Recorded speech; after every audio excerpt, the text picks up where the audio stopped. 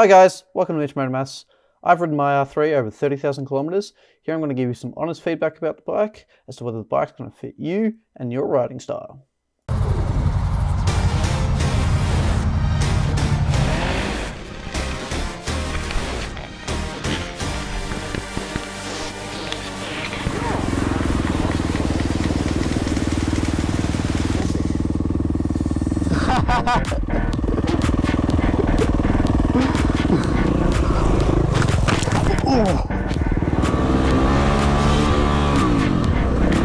So thanks for tuning in. So this is my 30,000 kilometer review of the R3. We are going to start off by looking at my experiences on the bike. So I'll talk about some of the trips that I've done on the bike. If you watch my channel, you'll know about quite a few of them. If you don't and enjoy this video, make sure to like, comment, and subscribe. Once we've gone over my experiences, we're going to go into some of the positives of the bike, and then look at some of the negatives, and then I'm going to give an overall review of my thoughts on the bike. So the first thing we're going to get into is my experiences in terms of what I've used the R3 for. So the first thing I've used it for, very sparingly though, is as a commuter bike. So driving to work, driving to and from work. The main bulk of my riding has actually come from day rides. So just short, sharp rides out to places. I live in an area with some really nice twisty roads. So it's most of it's done in sort of my local area. And then the last sort of component that I've used my R3 is I've done some big tours on this. So I've done a small Victorian, so within my state, for those that aren't from Australia, it was about 900 kilometers, split over 2 days. That was a bit eventful. If you want to check that out, the link will be in the description for that tour. Then a smaller tour to, a slightly larger tour to New South Wales, where I probably rode about 1,200 kilometers in a single day to get home in time for work the next day. And then the last experience I have with a large major tour was a 5,000 kilometer tour I did up to the northern parts of Brisbane, so just past Noosa. Those videos are actually still being released at the moment, so make sure to check those out and keep up to date with that experience. Now that I've talked about my experience on the bike, the next thing I'm going to talk about is a little bit of the sort of the technical aspects of the bike and move into the price range. So the bike's been in production since 2015. My bike is the first generation bike. It was the last year of that first generation. So there was a new generation with an updated suspension, updated front end, and a few other minor tweaks done in for the 2019 model. So it is a 321cc inline twin or parallel twin, depending on your things. It has an approximate stock top speed of about 181 kilometers per hour. People would argue they've gone 200 kilometers on a stock bike. Take that with a grain of salt. It puts out about 42 horsepower at just short of 11,000 RPM. In Australia, you can expect to pay about $8,600 for a brand new 2023 R3. In America, that comes around to about $5,500 US.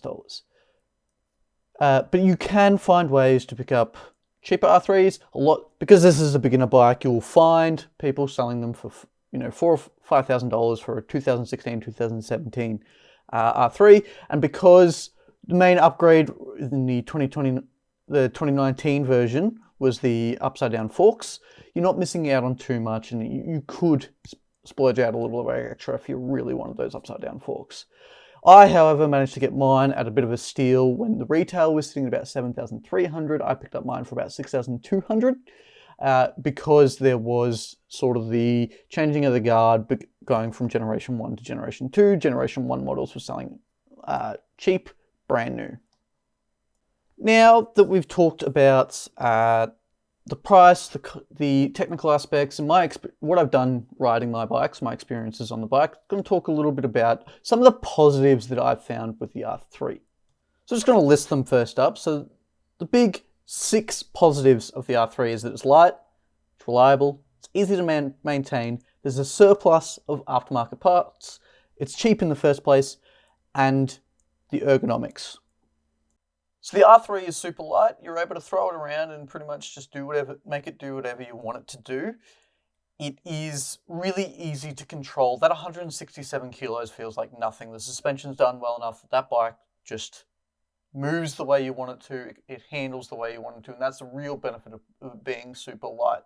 I'm quite a small person. I only weigh 65 kilos, so even someone as small as me is able to move it around and maneuver it and sort of structure it in the way that they want the bike to move.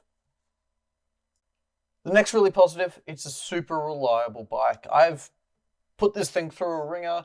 You know, when I did the trip to Queensland, I wasn't able to do any sort of servicing to it, other than we had to stop and replace the chain, which once again will bring me to my next point about the ease of maintenance. It's one of the big four: Yamaha, Honda, Suzuki, and Kawasaki. You really can't go wrong with any of the beginner bikes produced by those four manufacturers, and KTM starting to come into that branch as well.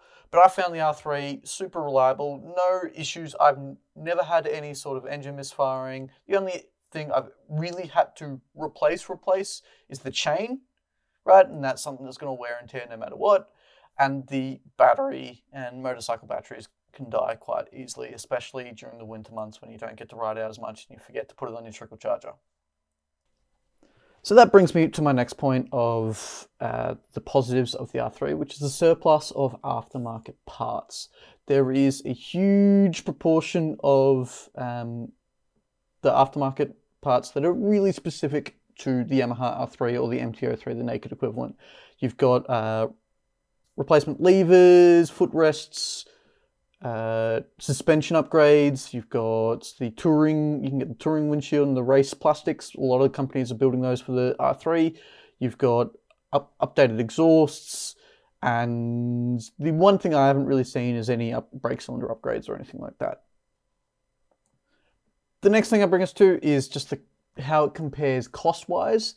So it's probably at the moment sitting around the same range as the cost of the KTM equivalent, the Kawasaki equivalent, and the Suzuki equivalent. However, Honda doesn't really have a 300 to 400cc bike in production anymore. The closest similar bike made by Honda is a 500cc, which comes in at about $12,000 Australian, so another $3,000.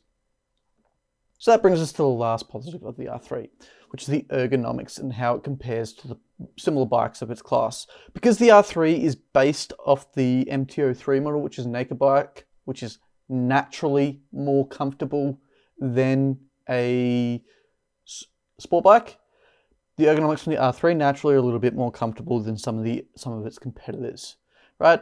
Definitely more comfortable than the KTM 390 and the Ninja 400, two bikes that I have ridden as well. I haven't ridden a CBR 500R, so I don't know how that compares to it, but I'd assume, having spoken to some riders that ride that, it's quite uncomfortable. So that brings us to some of the negatives or the not so likes of the R3. The first one being power, the second being it's still a sport bike, and I'll talk about that when I get to that in detail, and 3 being the brakes. So the first negative, power, it does only have a 42 horsepower engine, and some people will find that quite lacking. Especially my experiences after riding WR450, I find that sometimes the power does seem to a little bit lack, but it is a really good base power to have as a beginner bike.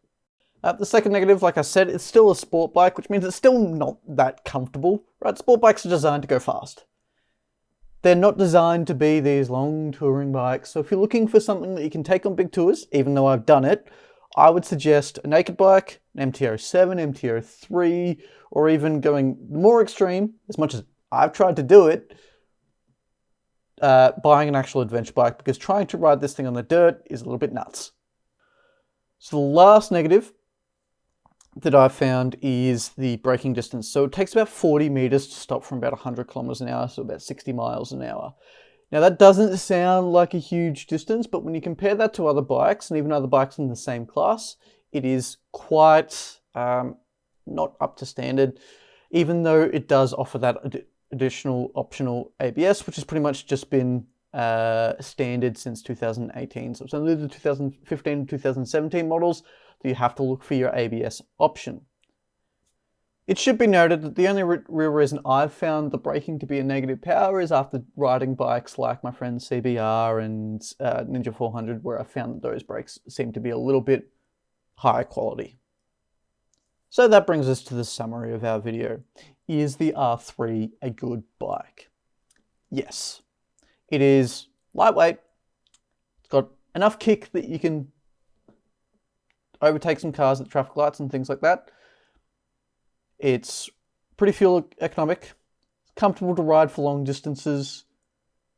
It is fairly cheap compared to other bikes on the market, even though inflation has caused the price of the R3 to increase by about $2,000 in Australia. But the one thing it really lacks down on is that long distance comfortability and the fact, well, it still is a beginner bike and it's got a small amount of power, and if you're trying to take a pillion, it can be quite difficult. The other big major thing that I find as a negative is, as I'm starting to get into adventure riding, it's not an adventure bike, it's a road bike. Anyway, thanks for watching. If you enjoyed this video, make sure to like, comment, and subscribe, and I will see you in the next video.